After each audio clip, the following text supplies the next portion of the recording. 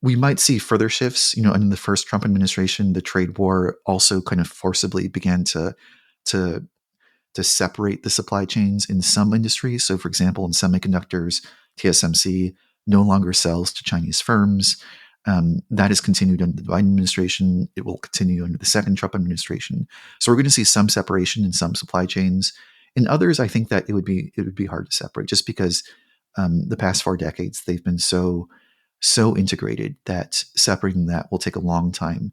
It will be costly. It will not be easy. So in some ways, this looks a lot like the U.S.-China relationship.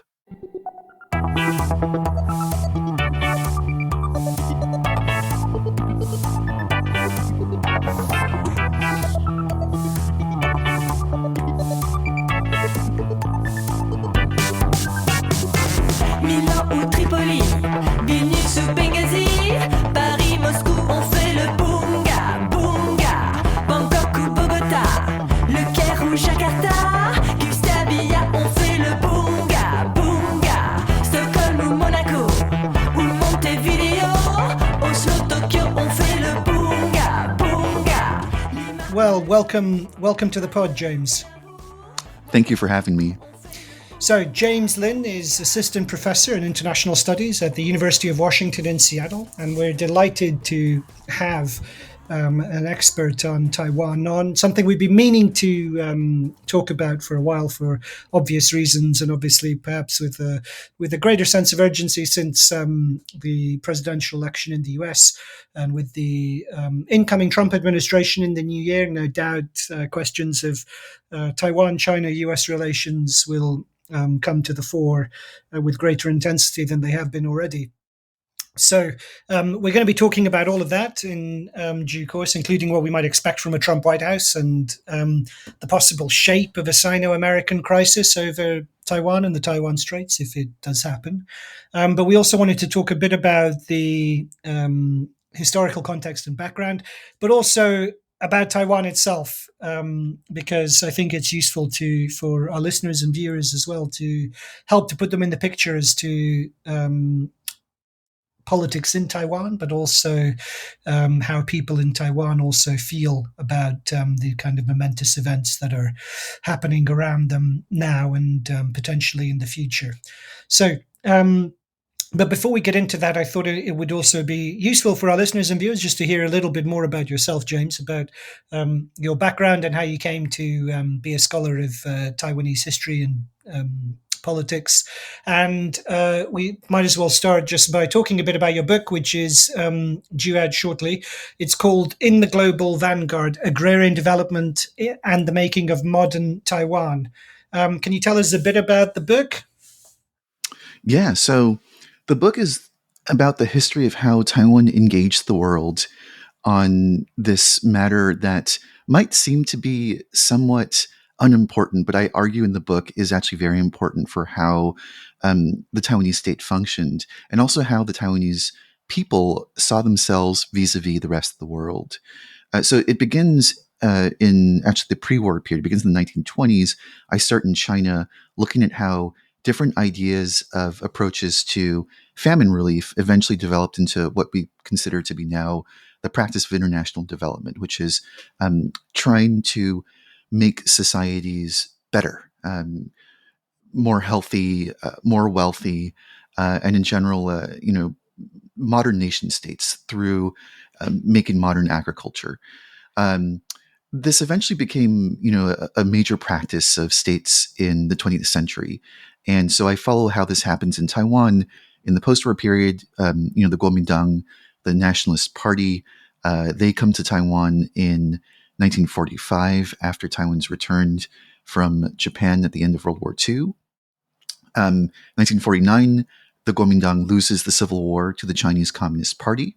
So they're forced to leave, and they choose to retreat to Taiwan, where they kind of lick their wounds and hope one day to retake the mainland from the Chinese communists. Of course, we know that never happens. But nonetheless, when they arrive on Taiwan, they realize that, we need a strong economic base in order to build up our military. At that point, Taiwan is an agrarian colony. Under Japanese colonial rule, something like 90% of its exports were agricultural commodities. And so the KMT took what was actually a pretty thriving agricultural economy and wanted to develop it further. And so it invested in things like agricultural science, farmers associations, credit cooperatives, land reform. So all these were done in the Japanese rule, but the KMT really kind of took it a step further. And in the 1960s, what was really interesting is that they took this abroad. So they realized that other nations, it first began with other anti-communist nations like the Republic of Vietnam, were also interested in developing their economies, nominally in the name of we want to battle kind of communist sympathies and the fight for hearts and minds of agrarian populations. And so Taiwan first went to South Vietnam with expertise in farmers associations, which South Vietnamese leaders wanted to utilize and borrow in order to build up their own kind of state capacity. And this eventually expanded beyond Vietnam to all corners of the world, to Southeast Asia, to Africa, to Latin America. And so the book is a story about how that unfolded and the rise and fall of those projects that sought to bring a kind of Taiwanese approach to agrarian development to the global south. So there's a Taiwanese model of development then behind the all these kind of grand Cold War narratives of modernization and development. Is it fair to say it's been overlooked in the story of Cold War development and modernization then? Yeah, what I really try to center is, the kind of South to South approach. Of course, it's arguable whether Taiwan is considered as part of the global South. I think today it's not, but in the 1960s, in terms of economic standards, it probably could be considered as part of the global South. And what was most important is the way in which they marketed and portrayed their approach to development. They very much kind of use this language of commonality. We were a former colony. We're kind of tropical, subtropical climate. We're also this, kind of blue collar ethic mentality of many global South nations. And we too can help you reach where we are today, which is, on the path to agrarian modernity and eventually to economic power that one day can rival the kind of global North nations. And so they really leaned into that rhetoric and that narrative when they spoke with other kind of global South audiences in Africa, in Southeast Asia. And how far, or I suppose it's, is there an exemplar of success based on the Taiwan model in the Cold War or since, or replicating some of that story? Yeah, most of these missions were fairly limited. I mean, they were limited obviously because of capital, kind of not restrictions, but budget limitations, and so many of them didn't really have lasting effects. Of course, we know that if you study development, we know that development is tremendously complex. Much of the kind of critiques of development are that the language of apolitical technical development is really kind of misleading because development is fundamentally both political and technical, and you can't really ignore the political. And so this is the arguments of famous development scholars like James Ferguson or these kind of critical scholars of development, which I think the economics field has largely left behind these days. So I think the Taiwanese missions were not really successes if you consider did they have long-term impact. But nonetheless, I do look at multiple cases. I look at Francophone West Africa, which is where many of the Taiwanese missions went.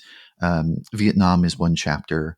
What I focus on in those chapters is more about how Taiwan portrayed its development and then how that became translated on the ground. So I interview many of the agricultural technicians who are now retired and elderly, what they did when they were in Africa or when they were in Vietnam, and how they tried to translate the kinds of technologies and science that they were used to in Taiwan to local conditions on the ground elsewhere in the world. And does any of this? So I know part of the kind of struggle between China and Taiwan is also the struggle for diplomatic recognition, and that still continues to this day.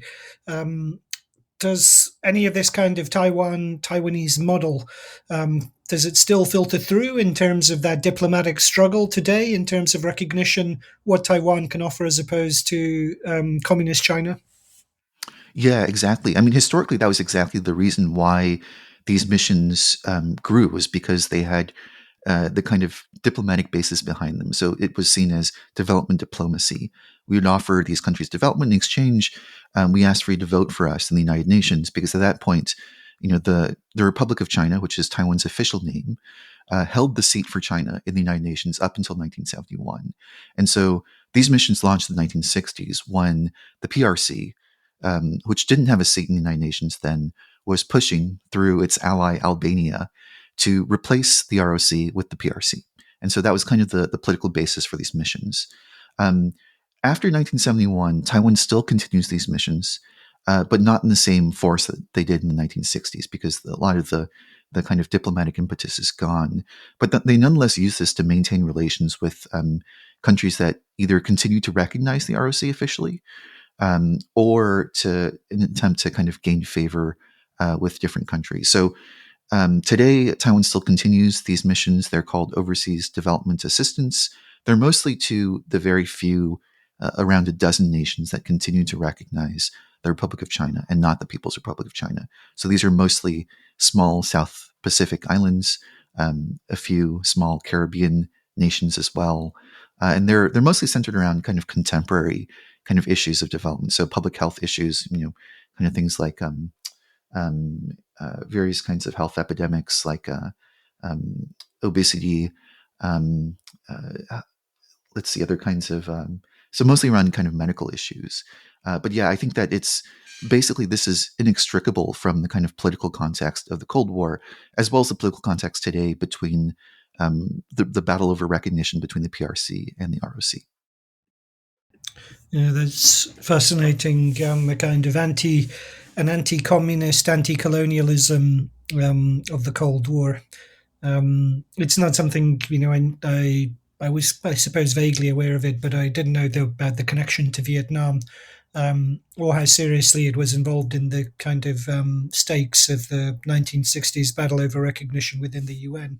But that, I guess, lets us jump straight forward to today. And as I mentioned when we kicked off and started, I think one of the things that often gets overlooked in Sino, this kind of grand narrative of Sino-American rivalry now, is what is actually happening in Taiwan and Taiwanese politics. And so often it's only reported in so much as it affects, kind of the outlook in Beijing, what the latest Taiwanese politician said, or, when Nancy Pelosi visits Taiwan or whatever it might be. Um, I was wondering if you could just give us a kind of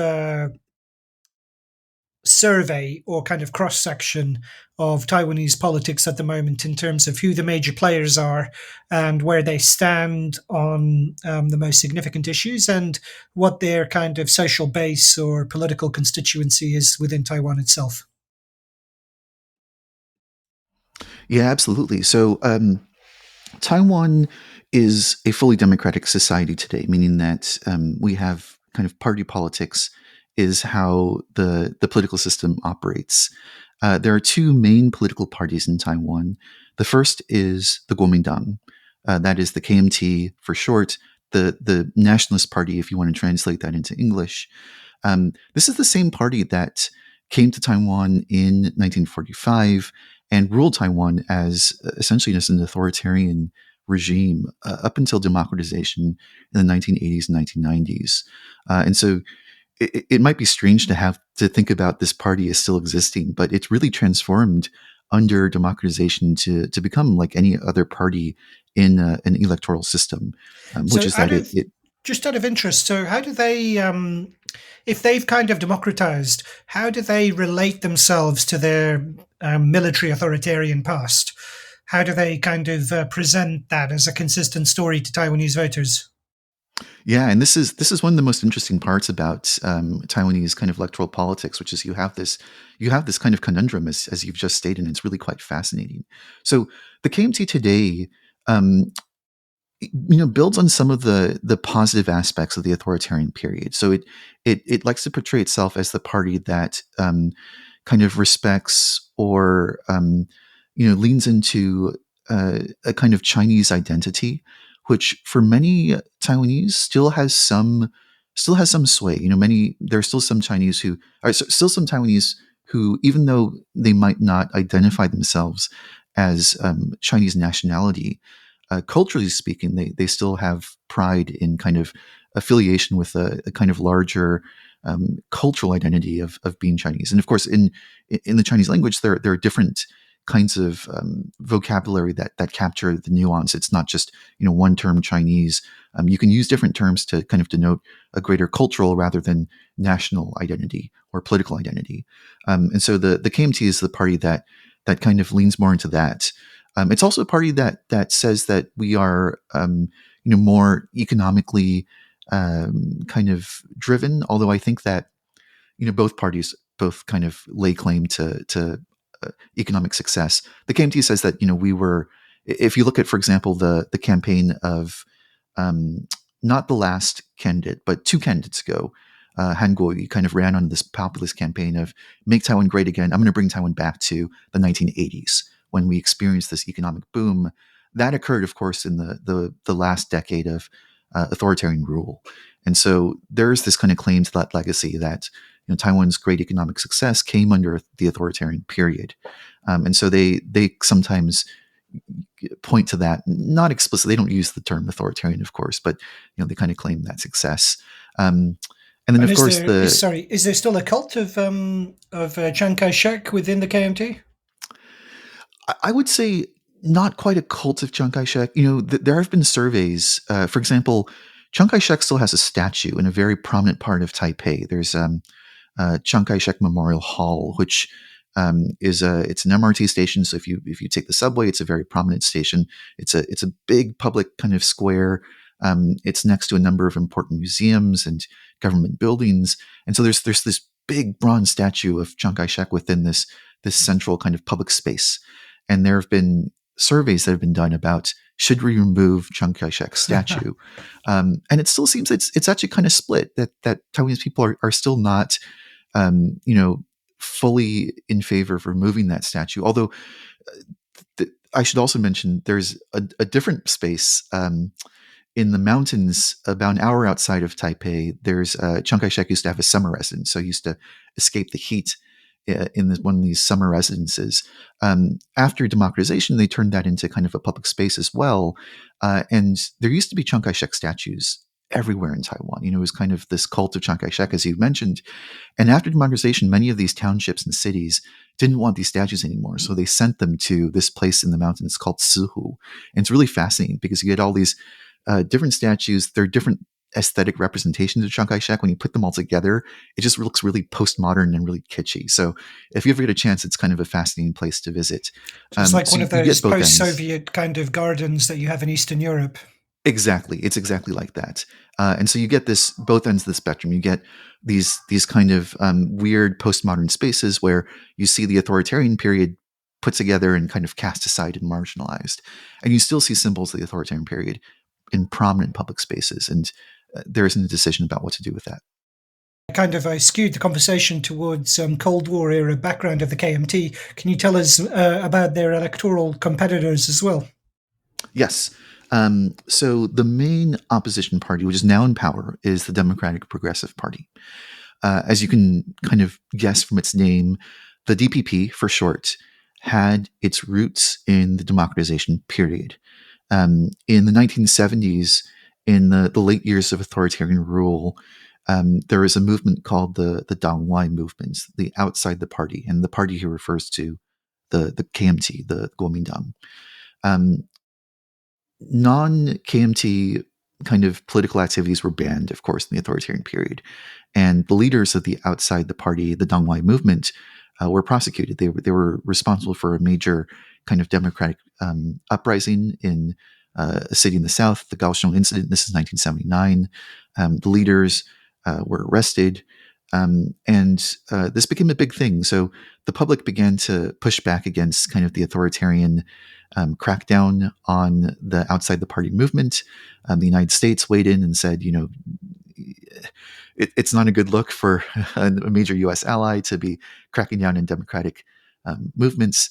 And so over time in the 1980s, the KMT began to slowly allow more and more political liberties until it really culminated in the early 1990s with fully free democratic elections at the national level, first in the Legislative Yuan, which is the parliamentary body, and then eventually for the presidency. And so that leads to where we are today. The Dongwai movement, outside the party movement, eventually coalesced into an institution, the Democratic Progressive Party. They successfully entered office in the presidency, and the last three presidents, so 2 terms for Tsai Ing-wen, who stepped down earlier this year, and the current president have all been DPP presidents. And where does so I mean the KMT? I presume it's. I didn't check before coming on, but I presume its official position is still that it's the, the Republic of China is the legitimate government of the entirety of China. And where would the DPP stand? So the KMT actually does not take that position.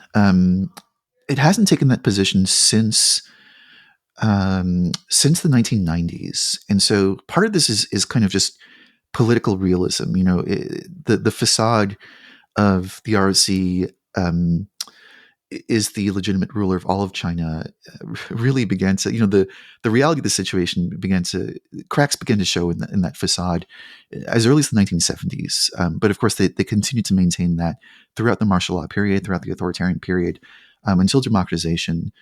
In the early 1990s, there were constitutional reforms where the ROC began to move away from rhetoric that it ruled all of China. And so you can see this in the constitutional amendments where, it made what was the language was not that strong to begin with, but it really made that language really ambiguous.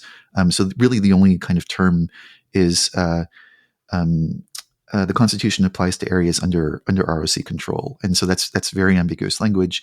It used to be that license plates, for example, issued would say Taiwan province on them. And in the last 2 decades, they've done away with that.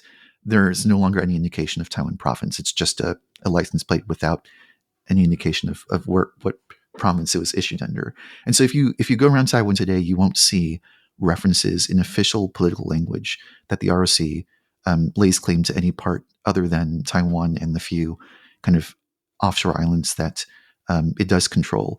The DPP, on the other hand, is I would say both parties are quite conservative and ambiguous, and they do this on purpose because they don't want to.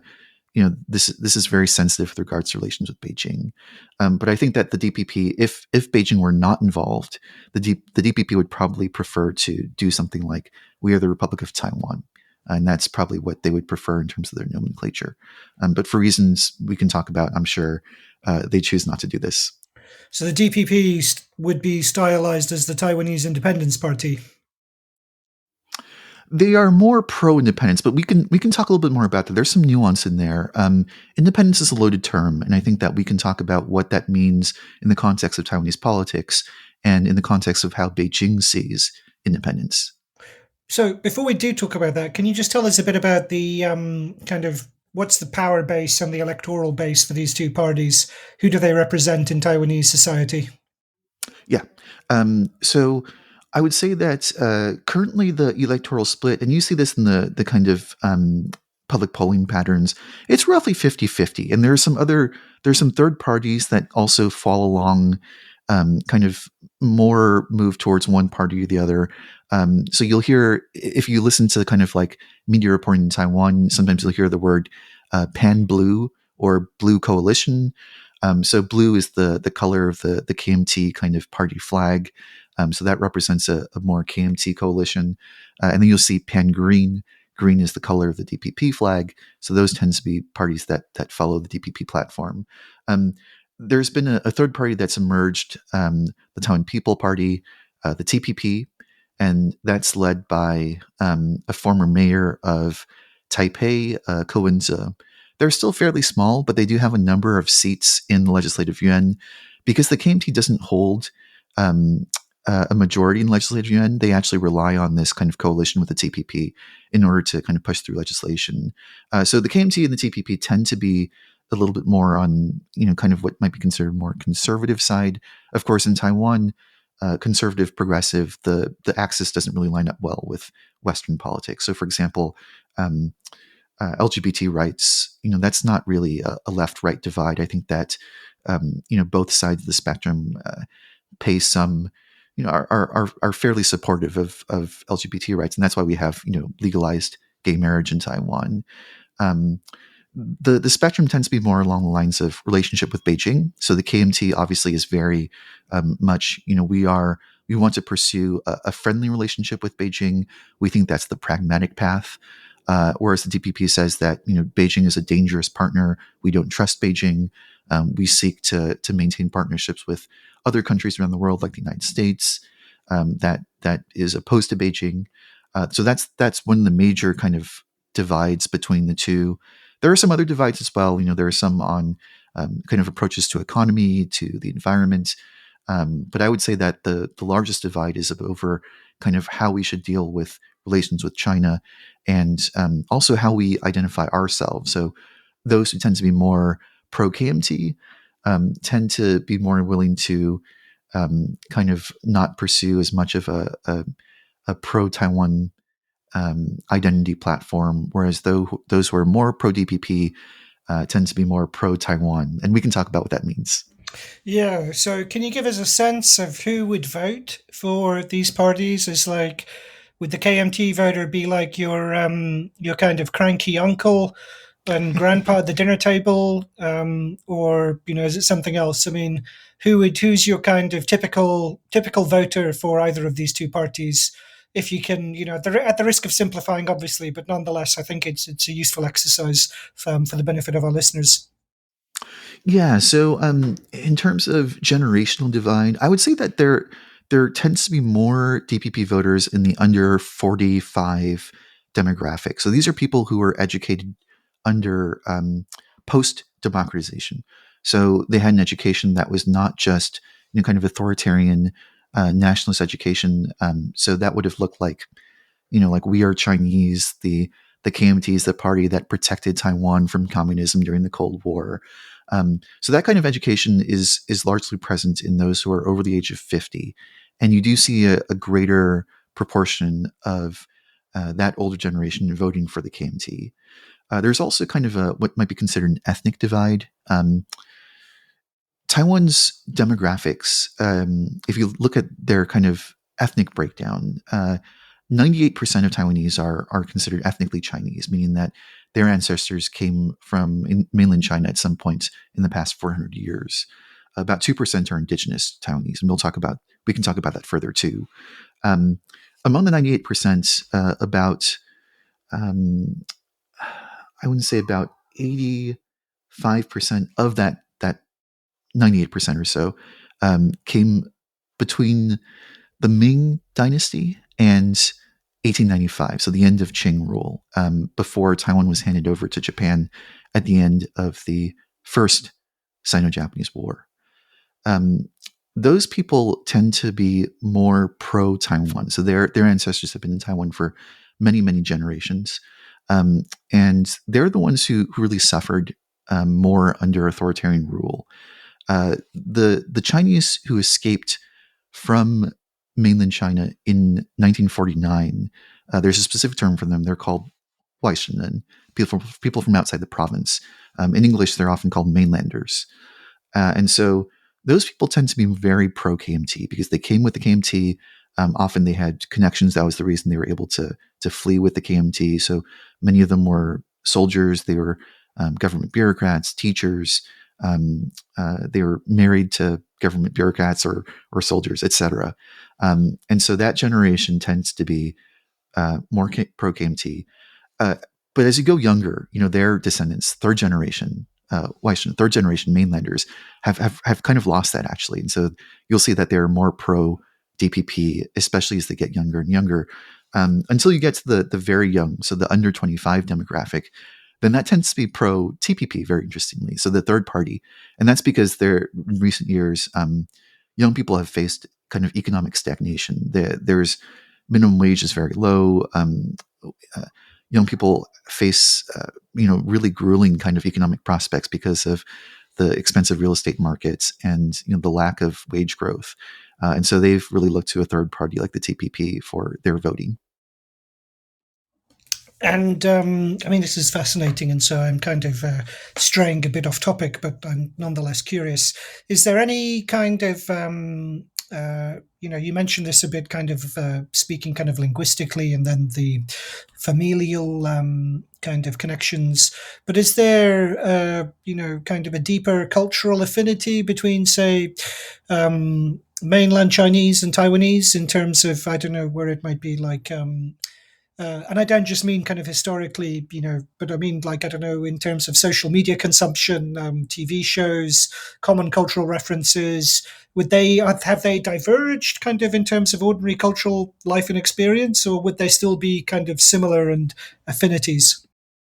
That's a good question. In many ways, they've diverged. There's the language is still the same. It's still Mandarin Chinese, but the standardized Mandarin in the PRC today and the standardized Mandarin in Taiwan today sound quite different. So it's very obvious within 10, 20 seconds of listening to someone speak. You can immediately recognize if they're Taiwanese or Chinese in terms of where they grew up and where they learned how to speak Mandarin. And so, kind of from an identity marker, you can tell. There's still kind of consumption across the cultural sphere, but because of how societies have been split in terms of what they consume. So, for example, TikTok is not really that big in Taiwan. Um, Taiwan users don't download Douyin, which is the domestic Chinese version of TikTok.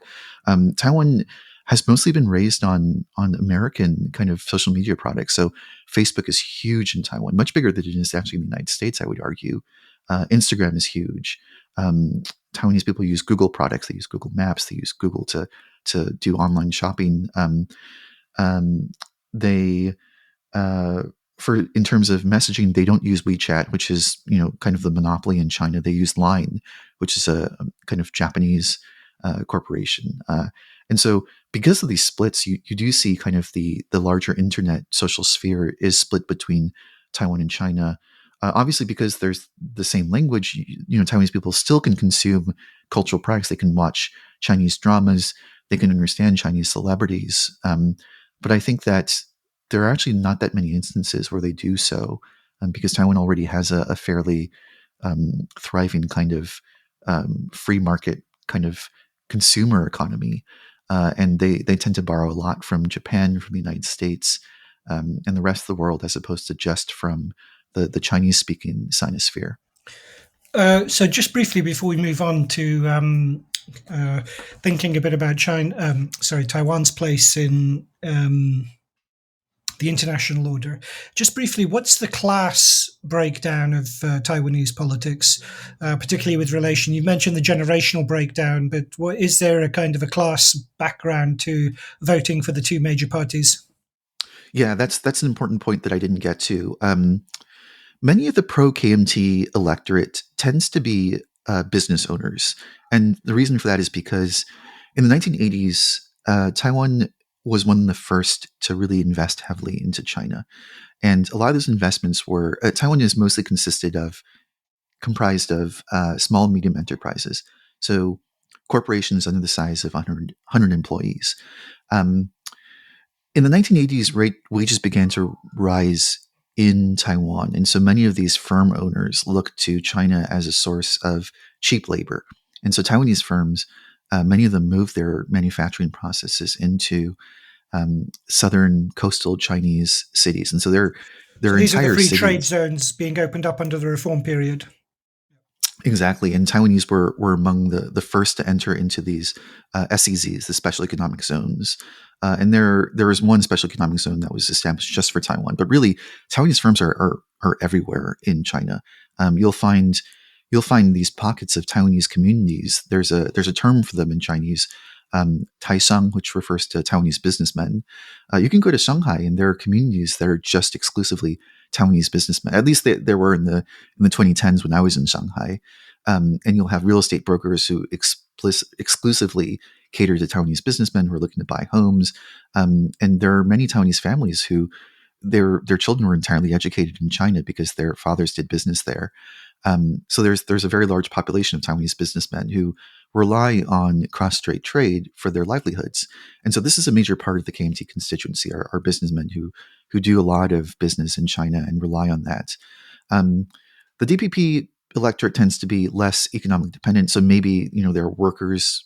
They work for a corporation, but they don't really see themselves as really being attached economically to China. Um, uh, we can talk more about that aspect too, because the Taiwanese government, especially under DPP administrations, have been seeking to move away to decouple their economies from China. So that takes us to this question of Taiwan's role in global order. And I mean, obviously, we've talked about it a bit with relation to your book on Taiwan's role in Cold War development, or the export of the Taiwanese model as part of Cold War development. And I imagine most of our listeners who have familiarity with Cold War history will know kind of, as you've talked a bit about, kind of Taiwan as an artifact of the defeat of the nationalists in the Chinese Civil War and so on. So that's kind of, Taiwan is that's one, I suppose, one legacy of Taiwan's role in the global order is inherited from the Cold War, but the one that is much more prominent at the moment, and I suppose the one that makes the headlines much more now, is where Taiwan sits in terms of global supply chains, and particularly with relation to chip production. And that this, I know, most recently I saw a report, I think it was in the FT, about a major breakthrough in terms of the American effort to reshore chip production from Taiwan to the US, that they'd made a kind of a critical breakthrough in terms of their capacity to produce in the continental US at a scale of that was hitherto only available in Taiwan. So could you tell us a bit about where does Taiwan, well, first of all, why does it sit in such a kind of a crucial nexus of all these supply chains with respect to chip production? And how far is that changing? Yeah, so to understand why Taiwan is such a key player in the global kind of electronic supply chain, we kind of have to understand the shape of the semiconductor industry. And so Chris Miller has written an excellent book on this chip war, where he explains that the chip industry used to be that if you were a manufacturer like Intel, you used to do everything in chip manufacturing, from design to production to assembly and then to testing. And then in the 1990s, this began to change, where firms began to outsource different parts of the manufacturing process. And one of the first firms to really take advantage of that shift in the industry was a firm called TSMC, Taiwan Semiconductor Manufacturing Corporation, established by Morris Chang, who was I believe he was a former Texas Instruments engineer for a very long time, was recruited by the Taiwanese government to return. Actually, he was never from Taiwan originally. He was from China, but the Taiwanese government nonetheless identified him as a member of the Chinese diaspora, said, would you be willing to come back and start this firm? The Taiwanese government helped to coordinate a large capital investment into this. And so he established a firm that exclusively took in manufacturing. It didn't do any design. It didn't do assembly or testing for that matter. And the basic premise was that we will cut costs for you, and we will manufacture the chips that you design. We'll produce them at low cost, high yield, and we can do so quickly, efficiently. Basically, we will kind of take this outsourcing model to, kind of its logical end.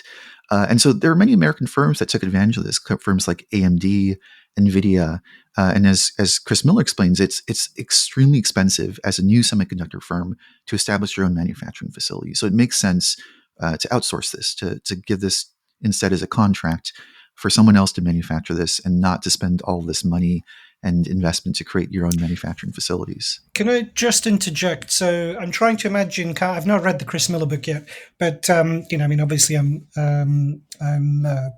read the reviews and familiar with the basic argument. But I'm just curious. I mean, what's the pitch to so you say, like, for a semiconductor manufacturer, it's much cheaper to outsource. But why would you shift to a place like Taiwan, which was still kind of on on the interstices of the Cold War in that period from the 80s to the 90s. There was still tension, between China and the US, even as a kind of rapprochement grew, as China grew into the global economy. So, what can you tell us a bit about what was the added advantage of going to Taiwan in particular? Yeah, so I think that one is the most important part is that TSMC. So this is called what's called the foundry model, or a pure play foundry model, meaning that a firm like TSMC doesn't do any of its own design. That was pretty unique at the time in the 1990s. In terms of its competitors, there's Global Foundries, which is based out of India, and that's pretty much it. So Samsung, for example, does take manufacturing contracts, but Samsung itself is considered an IEM, an integrated equipment manufacturer. So let's say that you're AMD and you're wanting to find a foundry to produce your chips. If you give it to Samsung, they're also your competitor, because they're also manufacturing their own chips and competing with you on the market.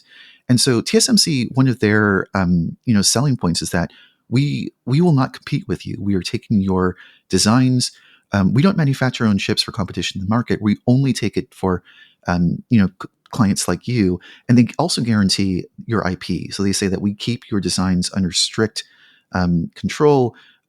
It's not like China. We have strict IP laws here. You can take us to court if we violate and try to steal some of your designs, and we wouldn't anyway, because we're not trying to get into this market. We're only doing manufacturing. So one of the aspects is that there's strong IP law in Taiwan. Taiwan is one of the only one of the only places where you can find a firm like TSMC at a scale like TSMC does. Over time, TSMC really did well in this. I mean, they were able to produce at such a low cost, at such high yields, and yields are really important. You can produce 1,000 chips, and 980 might meet that benchmark for that yield, and that's a huge cost savings if you can get a high yield on that production. And we also have to remember that in the 1990s, this is the period when China and Taiwan were in a period of rapprochement. They were in a period where they were building very deep economic ties, and there were some, many observers in the 90s and the 2000s even thought that China and Taiwan might be on a path toward even eventual reunification. I mean, I think that those might have been a little bit optimistic, of course, but this was a period of optimism where it looked like the Cold War days were long past, and that they had turned a corner in terms of their futures. Obviously, that didn't happen. There's different kinds of divergences that we can talk about, but that was a period when Taiwan looked like it had no kind of political military threats, and so it looked like a safe investment. Hi there, friends. This is the end of a sample from an episode available only to subscribers at patreon.com/bungacast.